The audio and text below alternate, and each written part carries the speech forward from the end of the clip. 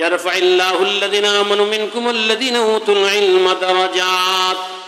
আল্লাহ বলেন ইয়ারফাইল্লাহুল্লাযিনা আমানু মিনকুম, তোমাদের মধ্যে যারা ঈমানওয়ালা এবং যারা কোরআন এবং হাদিসের ইলম লাভ করেছে তাদেরকে আল্লাহ তাআলা বহু বহু গুণে মর্যাদা বৃদ্ধি করে দিবেন। বলেন সুবহানাল্লাহ। কোরআনুল কারীমে আল্লাহ বলেন ইকরা বিসমি রাব্বিকাল্লাযী খালাক।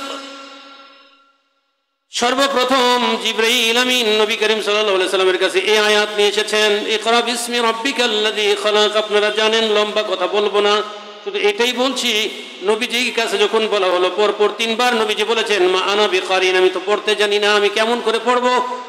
পরিশেষে চতুর্থবার যখন, তৃতীয়বারের পরে চতুর্থবার যখন চাপ দিয়ে ছেড়ে দেওয়া হলো, বুকে চাপ দিয়ে ছেড়ে দেওয়া হলো, বুকের আলিঙ্গন করে ছাড়া হলো, এবার নবীজি বলেন মা আকরাউ, আমি পর্বটা কি। এবার জিবরিল ফেরেশতা বলেন ইকরা বিসমি রাব্বিকাল্লাযী খালাক খালাকাল ইনসানা মিন আলাক ইকরা ওয়া রাব্বুকাল আকরাম আল্লাযী আল্লামা বিল কলম আল্লামাল ইনসানা মা লাম ইয়ালাম। এ পড়ুন, এ মুহাম্মদ আপনি পড়ুন ওই প্রভুর নামে যিনি আপনাকে সৃষ্টি করেছেন। তাহলে ইলমে আদাব পেশে রব্বুল আলামিন, ইলমে আদাব পেশে রব্বুল আলামিন, ورهانة مردرا در يوم دين. علم نبوة غير علم عاشقي، علم نبوة غير علم عاشقي، ما باقي تلبيس إبليس شقي.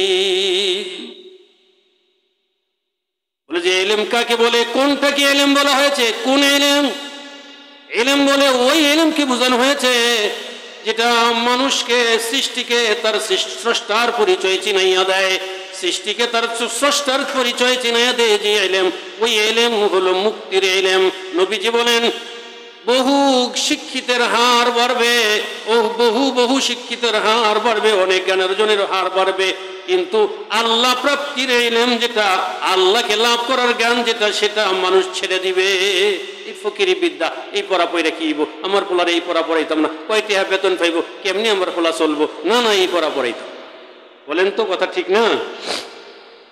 মুহতারাম হাজরিন, তাহলে বহু শিক্ষা দীক্ষা তো বহু বাড়ছে, কিন্তু আল্লাহকে পাওয়ার ইলম যেটা, সেটা হলো সত্যিকারের ইলম। এই ইলম শিক্ষা অর্জন যখন মানুষ ছেড়ে দিবে আর মালের পিছনে যখন পড়ে যাবে, তখনই আমার উম্মত ধ্বংস হয়ে যাবে। মুহতারাম হাজরিন, রাসূল করিম সাল্লাল্লাহু আলাইহি ওয়াসাল্লাম বলেছেন এই পৃথিবীর স্থায়িত্ব নির্ভর করে চারটি জিনিসের উপরে। বলেন তো মেহেরবানি করে, কয়টি জিনিসের উপরে পৃথিবীর স্থায়িত্ব নির্ভর করে? কয়টি জিনিসের উপরে? আলেম ব্যক্তির ইলম, ন্যায় বিচারকের ন্যায় বিচার, বিচারকের ন্যায় বিচার, ধনী ব্যক্তির বদান্যতা, গরিবের দোয়া। নবীজি বলেন এই চার জিনিসের উপরে পৃথিবীর স্থায়িত্ব নির্ভর করে। এরপরে নবীজি বলেন যদি আলেম ব্যক্তির ইলম না থাকে, পৃথিবীর সবাই ধ্বংস হয়ে যাবে। এই জন্যই তো রাসূল সাল্লাল্লাহু আলাইহি ওয়াসাল্লাম বলেন লা তাকুমুস সাআতু ইউকালু ফিদ দুনিয়া আল্লাহ আল্লাহ। পৃথিবী ততদিন পর্যন্ত ধ্বংস হবে না, পৃথিবী ততদিন পর্যন্ত কিয়ামত সংঘটিত হবে না, যতদিন পৃথিবীতে একজন মানুষ আল্লাহ আল্লাহ বলনেওয়ালা থাকবে। একজন মানুষ যদি আল্লাহ আল্লাহ বলার মতো না থাকে, পৃথিবী জুড়ে হাজারো কোটি মানুষ থাকবে, কিন্তু আল্লাহ বলেন পৃথিবী আমি ধ্বংস করে দিব, কারণ যাদের জন্য পৃথিবী রাখছিলাম তারা তো আর নাই। এজন্য ওই আল্লাহ আল্লাহ বলনেওয়ালা মানুষটা তৈরি করে কে? আলেমরা তো ওই মানুষটা তৈরি করে। এই জন্য নবীজি বলেন আলেম ব্যক্তির ইলম, আলেম ব্যক্তির ইলম যখন বন্ধ হয়ে যাবে, ইলম অর্জন করা যখন বন্ধ হয়ে যাবে, ইলম শিখা যখন বন্ধ হয়ে যাবে, আল্লাহওয়ালা আল্লাহ আল্লাহ বলনেওয়ালা মানুষ যখন তৈরি হবে না, পৃথিবী ধ্বংস হয়ে যাবে।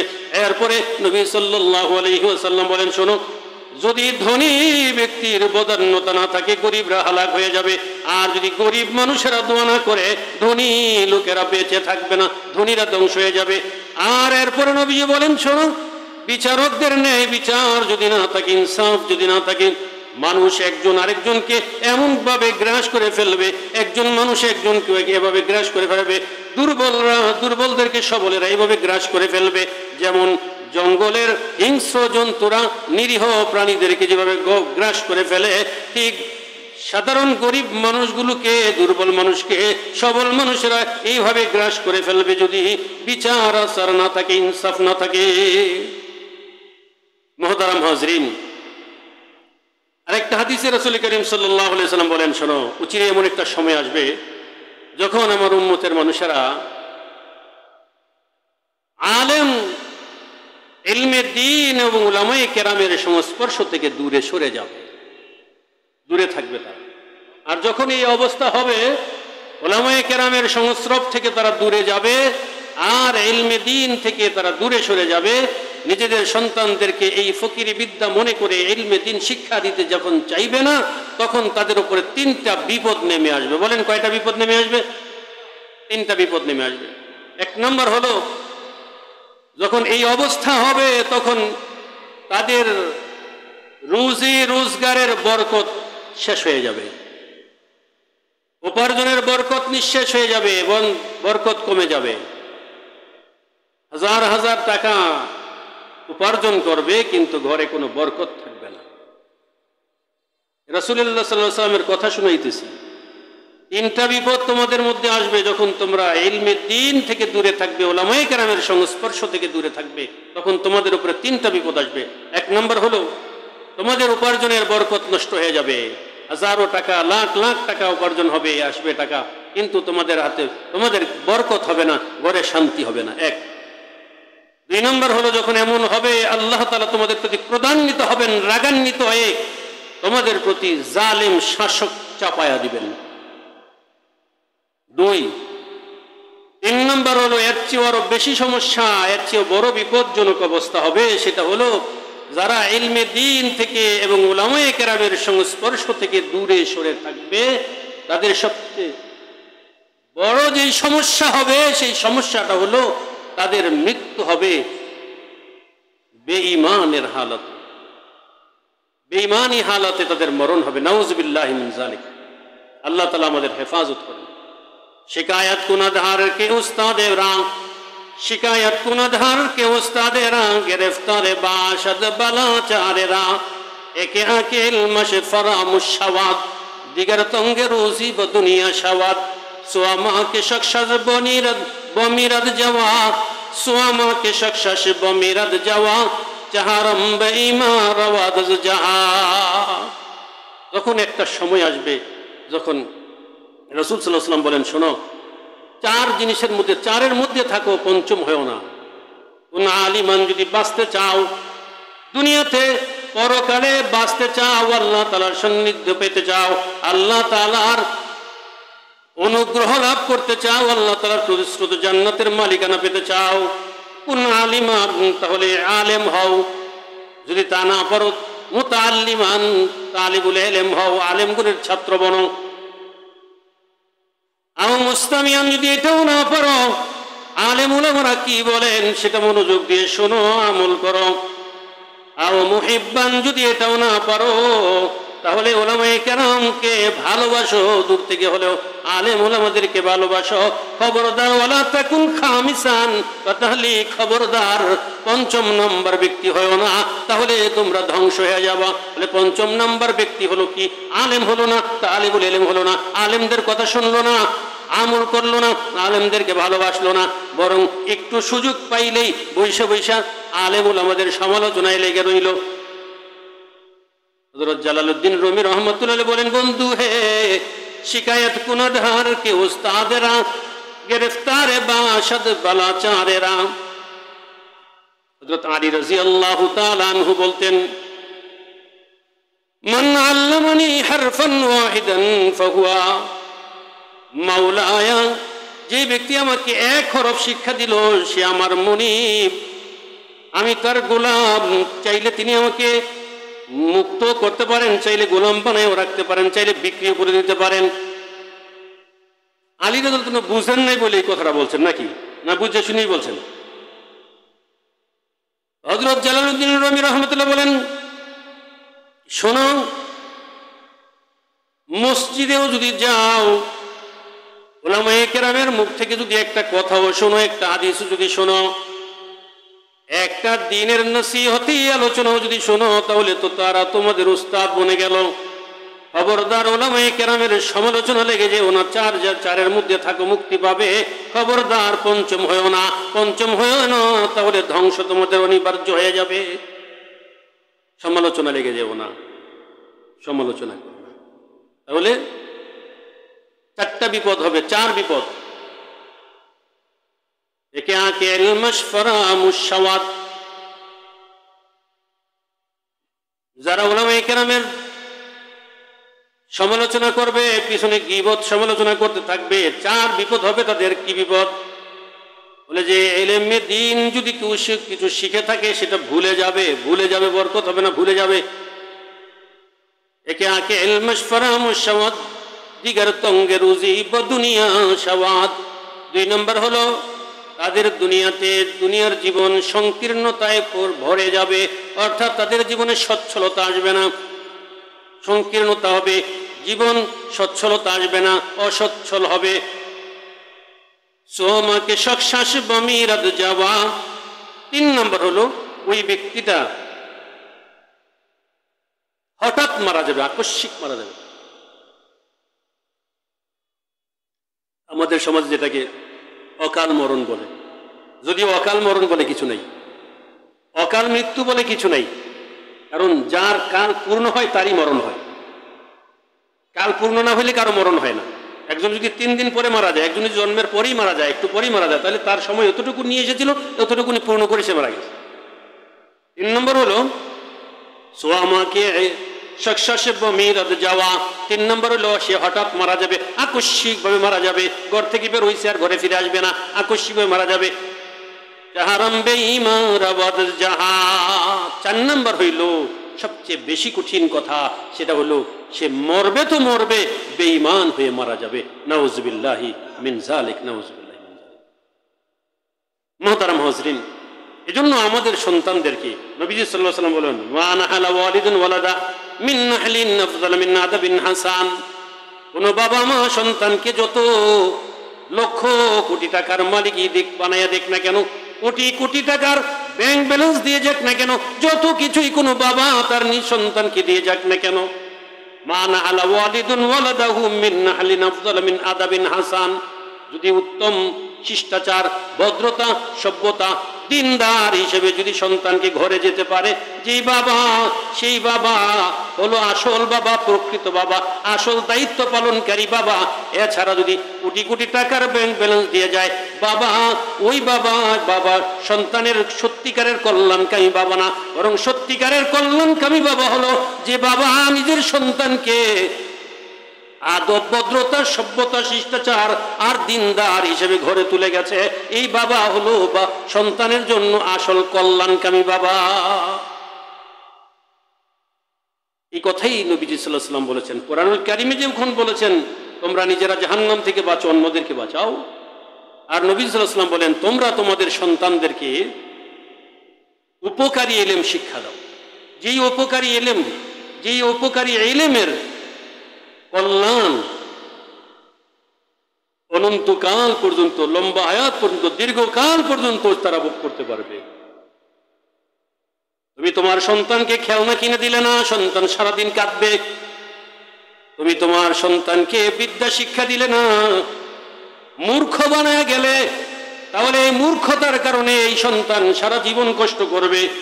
আর তুমি তোমার সন্তানকে দিনদার বানায় গেলে না বাবা, তোমার সন্তান অনন্তকাল জাহান্নামে জ্বলে কষ্ট করবে।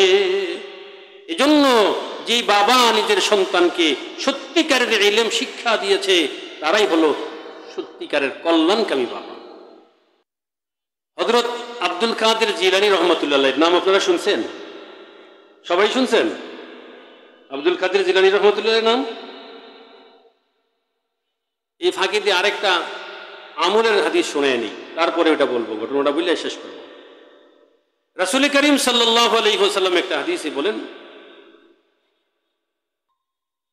ওয়ালা তাদখুলুল জান্নাতা হাত্তা তুমিনু ওয়ালা তুমিনু হাত্তা তাহাব্বু আওয়ালা আদুল্লুকুম আলা শাইইন ইযা ফাআলতুমুহু আহবাবতুম আফশুস সালাম বাইনাকুম।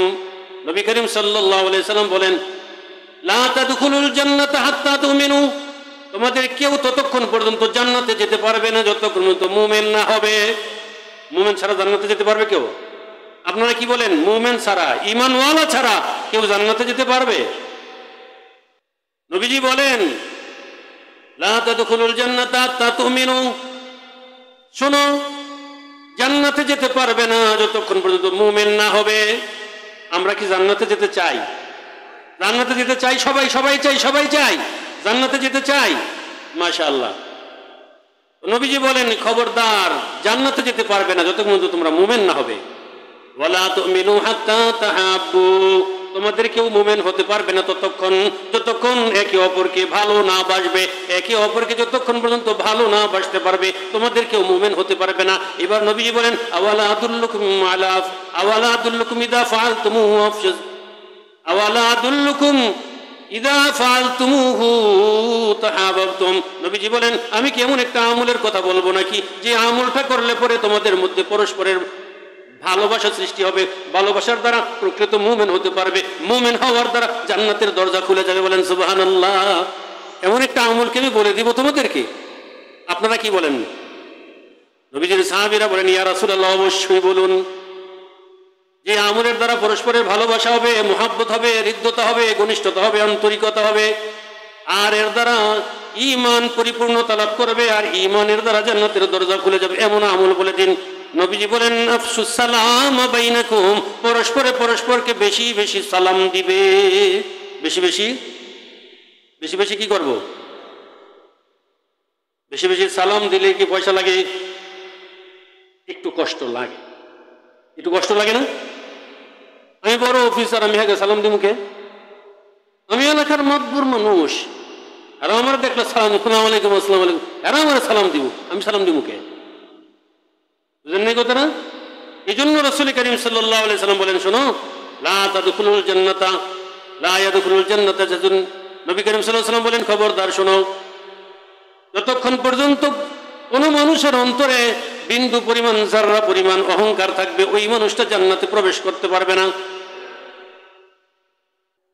রাসূল কারীম সাল্লাল্লাহু আলাইহি ওয়াসাল্লাম বলেন লা ইয়াদখুলুল জান্নাতা মান কানা ফি কলবিহি যাররাতুম মিন কিবির।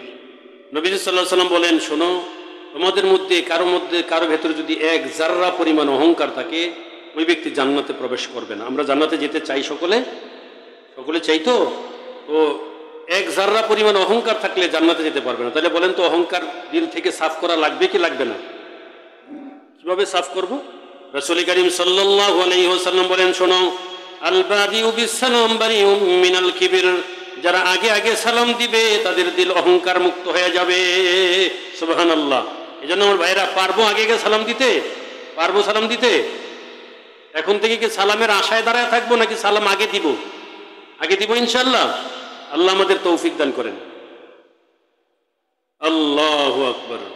ওই কথাই নবীজি বলেন শোনো, তোমাদের কেউ জান্নাতে প্রবেশ করবে না মুমিন না হওয়া পর্যন্ত, মুমিন হতে পারবে না পরস্পরকে ভালোবাসা না দিতে পারলে। আর পরস্পরের মধ্যে ভালোবাসা সৃষ্টি হবে অধিক পরিমাণে সালামের আদান প্রদানের দ্বারা। এজন্য খুব বেশি বেশি সালাম দিব। আর কয়েকটা কাজ করব না। কি কাজ করব না?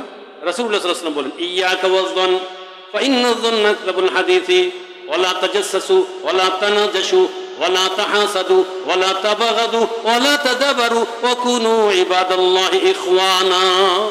নবী করিম সাল্লাল্লাহু আলাইহি ওয়াসাল্লাম বলেন শোনো, ধারণা কইরা আন্দাজ কইরা কোনো কথা কখনো বলবা না। ইয়াকা ওয়ায-যন, ধারণা করে কথা থেকে বাঁচো, ধারণা করে কথা বলবে না, আন্দাজ করে কারো ব্যাপারে কথা বলবে না। ফাইন্না যন্না আকযাবুল হাদীসি, কারণ ধারণা করে কথা বললে অধিকাংশ সময় ধারণার ভিত্তিতে কথা বললে ভুল হয়, পাপ হয়, বড় গুনাহ হয়। এজন্য খবরদার ধারণার ভিত্তিতে কথা বলবে না। ওয়ালা তাজাসসু, কারো দোষ ছিদ্র অন্বেষণ করবে না, দোষ তালাশ করবে না, দোষ খুঁজে দোষ বাইর করবে না। ওয়ালা তাজাসসু ওয়ালা তানাজাশু, কাউকে ধোঁকা দেওয়ার জন্য কোনো জিনিসের মালের দাম বাড়াইয়া দিবে না। বলছে এই ভাই দিবেন কইছিলাম যে, ওই কি জানি কইছিলেন, ওই যে কইছিলাম যে দিবেন এই দামে, আরেকজনে কি রে তা আমার চেয়ে দাম বেশি বাড়াইয়া দেওয়া যেতেছে গা, তো দাম বাড়াইয়া দিবে। আমাদের দেশে কি বলে, দালালি করা বলে না। ওয়ালা তানাজাশু, খবরদার দালালি করো না। ওয়ালা তাহাসাদু, হিংসা করো না, পরস্পরে হিংসা করো না। ওয়ালা তাহাসাদু ওয়ালা তাবাগাদু, বিদ্বেষ পোষণ করো না। কেউ কথা বলছে, গালি দিয়েছে বা কটু কথা বলছে, ও তুমি মনের মধ্যে ওই বিদ্বেষটা, ওই প্রতিশোধের নেশাটা, প্রতিশোধের স্পৃহাটা মনের মধ্যে চাপায়া রাখছো। এই বেটা সুযোগ পায়ালই, এই বেটা ইটকেলের জবাবটা পাটকেল দিয়ে দিব, ইটের জবাব পাটকেল দিয়ে মেরা দিব, আমি খালি সুযোগটা পায়ালই। নবীজি বলেন না, ওয়ালা তাবাগাদু, এইরকম করো না, পরস্পরের বিদ্বেষ পোষণ করো না, মনের মধ্যে শত্রুতা পোষণ করা মনের মধ্যে চাপাইয়া রাখো না। ওয়ালা তাবাগাদু ওয়ালা তাদাবারু, আর পরস্পরে একে অপরের পিছনে পশ্চাতে সমালোচনা করো না, একে অপরের পিছনে পিছনে পিছনে সমালোচনা করো না, পিছনে পিছনে গীবত শিকায়াত করো না। ওয়ালা তাদাবারু ওয়া কুনু ইবাদাল্লাহি ইখওয়ানা, আল্লাহর নবী বলেন, এ আমার উম্মত, এ আল্লাহর বান্দারা, পরস্পরে আল্লাহ তাআলার বান্দা হইয়া, এ আল্লাহর বান্দারা সত্যিকারের আল্লাহর বান্দা হইয়া জীবন যাপন করিও। এজন্য মুহতারাম বাবাজিরা আমার, ভাইয়েরা আমার, কোরআনের ইলম, এই কোরআনের ইলম রাসূল করিম সাল্লাল্লাহু আলাইহি সাল্লাম বলেন, শোনো, ইন্নাল জান্নাতা তাশতাকু ইলা খামসাতি নাফারিন তালিল কুরআন হাফিজুল লিসান মুতিমিল জিয়ান ওয়া মুকসিল ওয়ালিয়ান ওয়া মান সাল্লা আলা হাবিবির রহমান। শোনো, দুনিয়ার সব মানুষ জান্নাত চায়, জান্নাত 5 প্রকার মানুষকে পাইতে চায়। দুনিয়ার সব মানুষ জান্নাত পাইতে চায়, জান্নাত 5 প্রকার মানুষকে পাইতে চায়। জান্নাত অনবরত আল্লাহ তাআলার কাছে এভাবে ফরিয়াদ করে, মুনতাজার গাশতাম শাসতাম সুয়েতু, মুনতাজার গাশতাম শাসতাম সুয়েতু আমুদা বারানু মায়ম রুয়েতু। আল্লাহ আমার ভিতরে ওই সকল লোকগুলোকে কখন পাঠাইবেন, আমি তাদের সেবা করে নিজেকে গৌরবান্বিত করব, নিজেকে দামি বানাবো, ওই লোকগুলোকে কখন আমার মধ্যে পাঠাইবেন। নবীজি বলেন, শোনো, 5 প্রকার মানুষের জন্য জান্নাত অধীর আগ্রহ নিয়ে অপেক্ষা করতেছে। এর মধ্যে 1 নম্বর হলো তালিল কোরআন, যারা নিয়মিত কোরআনুল কারীমের তিলাওয়াত করবে, যারা নিয়মিত কোরআনুল কারীমের তিলাওয়াত করবে। ও আমার ভাইয়েরা, কোরআনুল কারীমের তিলাওয়াত না করতে পারলে এখন থেকে ইনশাআল্লাহ শেখার চেষ্টা করব। বলেন ইনশাআল্লাহ, চেষ্টা করবো ইনশাআল্লাহ। আল্লাহ আমাদেরকে তৌফিক দান করেন। মুহতারাম হাজিরিন, উলামায়ে কেরাম হলো, নবীজি বলেন, ইন্নাল উলামা ওয়ারাসাতুল আম্বিয়া। শোনো, উলামায়ে কেরাম হলো নবীদের ওয়ারিস, উলামায়ে কেরাম নবীদের ওয়ারিস। কাজেই মনে করুন একটা কোরআন শরীফ, একটা কোরআন শরীফ, এই কোরআন শরীফটারে আমরা কত মর্যাদা দিই, কত সম্মান করি। মনে করুন কোরআন শরীফের মধ্যে কোনো একটা কোরআন শরীফ ছাপাখানায় ছাপতে গিয়ে কিছু ভুল ছাপছে, কোরআন শরীফের ছাপাখানায় ছাপতে গিয়ে কিছু জের জবর হরফ ভুল হয়ে গেছে। আচ্ছা, কোরআন শরীফের ছাপাখানায় যদি জের জবর ভুল হয়, তাহলে এই কোরআন শরীফ পড়ার যোগ্য না। আচ্ছা, কোরআন শরীফটা পড়ার যোগ্য না যেহেতু এর মধ্যে ভুল আছে, কিন্তু এটাকে কি মাটির নিচে ফেলানো যাবে, মাটিতে ফেলানো যাবে? এটা কি অসম্মান করা যাবে? তা করা যাবে না। মুহতারাম হাজিরিন, আমি আলিম হয়েছি, আমার মধ্যে ভুল থাকতে পারে, আমার মধ্যে ভুল থাকতে পারে। এই জন্য উলামায়ে কেরামদেরকে হিসাব কিতাব করে চলা দরকার, আমাদেরও হিসাব করে চলবো আমরা। আর আমাদের মধ্যে ভুল হইলে আপনারা আমাদের নিয়ে যা তা কথা বলবেন, সমালোচনা করবেন, এটাও আবার সঠিক না। মুহতারাম হাজিরিন, আমরা সবাই সবার কল্যাণ কামনা করি, সবাই সবার কল্যাণ চাই।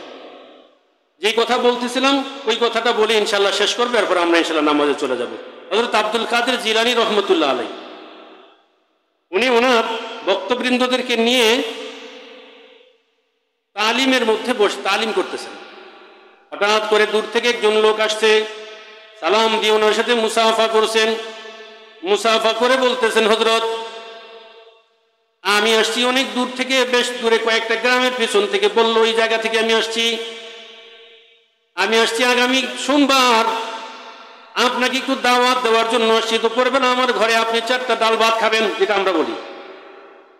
হযরত জিজ্ঞেস করলেন, ভাই তোমার কাজ কি, তুমি কি করো, তোমার কি পরিমাণ টাকা আছে, তোমার ঘর কয়টা, তোমার ছেলে মেয়ে কয়জন? এবার ওই ব্যক্তি বলতেছে, হযরত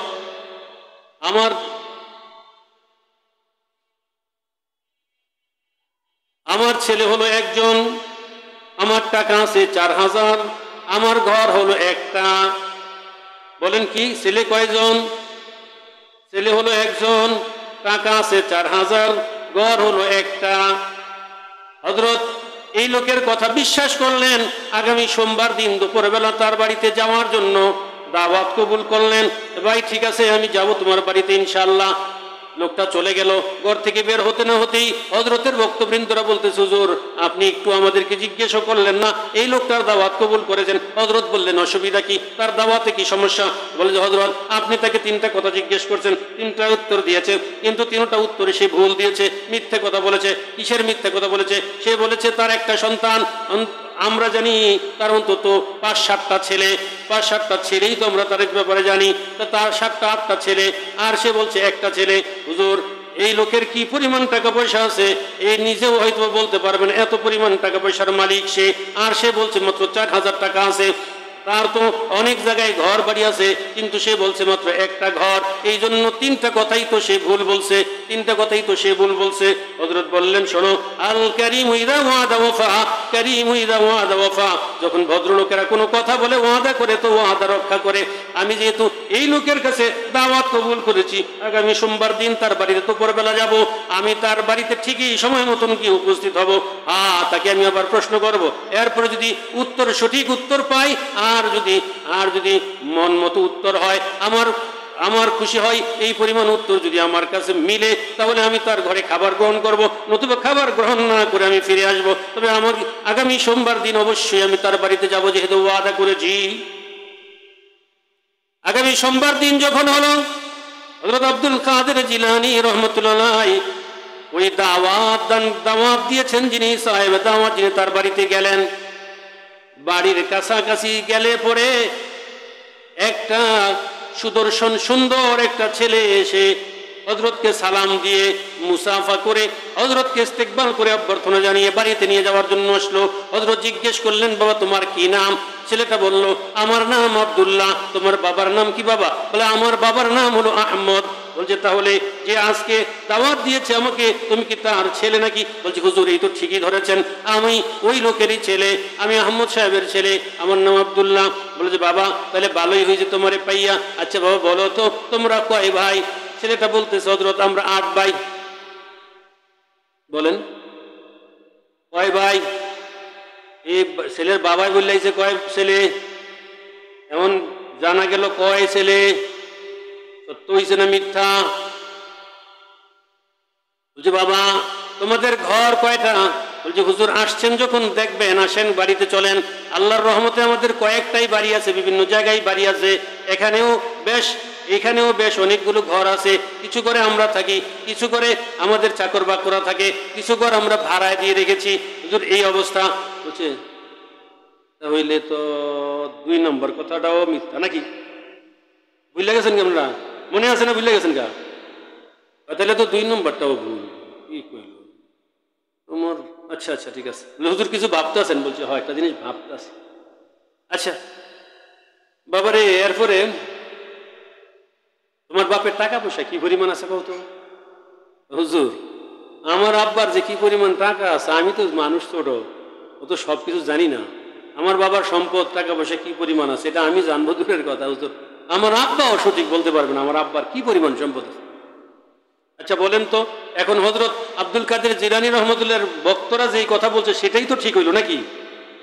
এই লোক যে 3টা কথা বলে আসছে, 3টাই ভুল হইল না?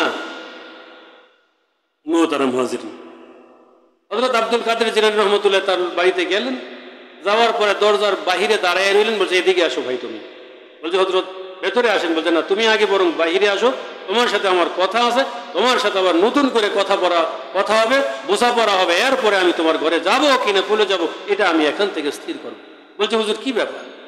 বলছে, তুমি বলছো ভাই, তুমি বলছো তোমার টাকা পয়সা আছে মাত্র 4000। আমি তো কয়েকজনের কাছে শুনলাম, তোমার ছেলের কাছেও শুনলাম তোমার কি পরিমাণ টাকা আছে, তুমি নিজেও বলতে পারো না এ পরিমাণ টাকার মালিক তুমি। তো তুমি আমার সাথে এই কথাটা অসত্য কথা বলছো কেন বলো তো ভাই? মিথ্যা কথাটা কেন বলছো? এবার ওই লোক বলতেছে, হযরত আমি তো নিজে আলেম না, তবে আলেম উলামাদের সাথে চলি। আলেম উলামাদের সাথে চলার কারণে আমি যা শুনেছি, রাসূল করিম সাল্লাল্লাহু আলাইহি সাল্লামের একটা হাদিস, উলামায়ে কেরামের মুখ থেকে আমি শুনেছি রাসূল করিম সাল্লাল্লাহু আলাইহি সাল্লাম বলেছেন, ইয়াকুলু ইবনু আদম মালি মালি ওয়া ইন্না মালাহু মিন মালি সালাস। আদমের সন্তান শুধু বলে আমার মাল, আমার মাল, আমার মাল, এটা আমার, ওইটা আমার, ওইটা আমার, ওইটা আমার। কিন্তু নবীজি বলেন, ইয়াকুলু বনি আদম মালি মালি ওয়া ইন্না মালাহু মিন মালি সালাস।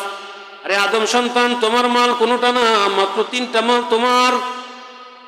মা কানা ফাফনা, যা তুমি খেয়েছো, হজম করে দিয়েছো। আও লাবিসা ফাবলা, অথবা কাপড় পরিধান করেছো, পুরাতন করে ছিঁড়ে ফেলেছো। আও তাসাদ্দাকা ফাত্তানা, অথবা দান করেছো, আখিরাতের ব্যাংকে জমা করেছো। এই তিনটাই হলো তোমার, এছাড়া আর কোনো সম্পদ তোমার না। ওয়া মা সিওয়া যালিকা ফাহুয়া যাহিবুন ওয়া তারিকু লিন-নাস। এই সারা যত সম্পদ তুমি তোমার বলে দাবি করো, এগুলো কোনোটাই তোমার না। তোমার একদিক থেকে চোখ বন্ধ হয়ে যাবে, চোখ বন্ধ হয়ে যাওয়ার সাথে সাথে এই সব সম্পদের মালিক হয়ে যাবে অন্যরা। কথা বলেন ঠিক কি ঠিক না? ভাই কথা ঠিক। এবার বলতেছে, হযরত আমি আমার নিজে বুঝে শুনে সজ্ঞানে 4000 টাকা আখিরাতের ব্যাংকে জমা করছি হুজুর। এই জন্যই আমি বলছি আমার 4000 টাকা আছে হুজুর। আমি যদি ভুল বলে থাকি, হুজুর আপনি আমার শুধরাইয়া দেন। আপনারা কি মনে করেন? কথাটা বেটার ভুল হয়েছে না ঠিকই আছে? কথা বলেন, ভুল হয়েছে না ঠিক আছে?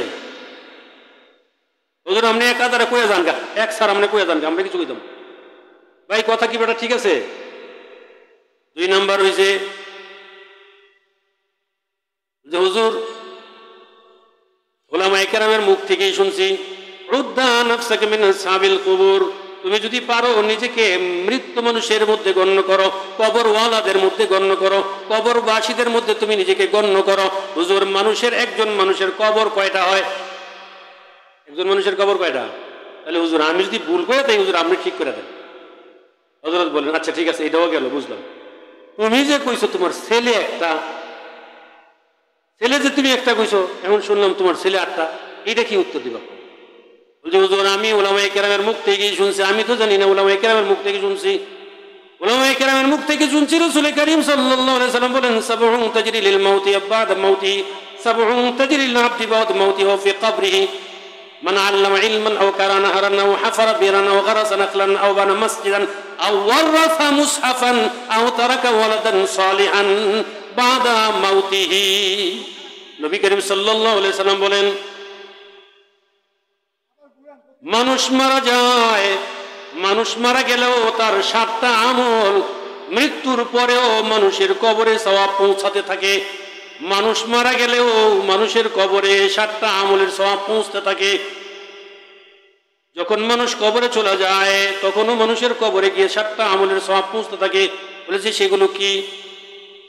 মানে আল্লামা ইলমান, যে ইলম শিখেছে, শিক্ষার ব্যবস্থা করেছে। আও কারান হারান, নদী খাল খনন করেছে। আও হাফারা বিরান, অথবা কূপ খনন করে পানির বন্দোবস্ত করেছে।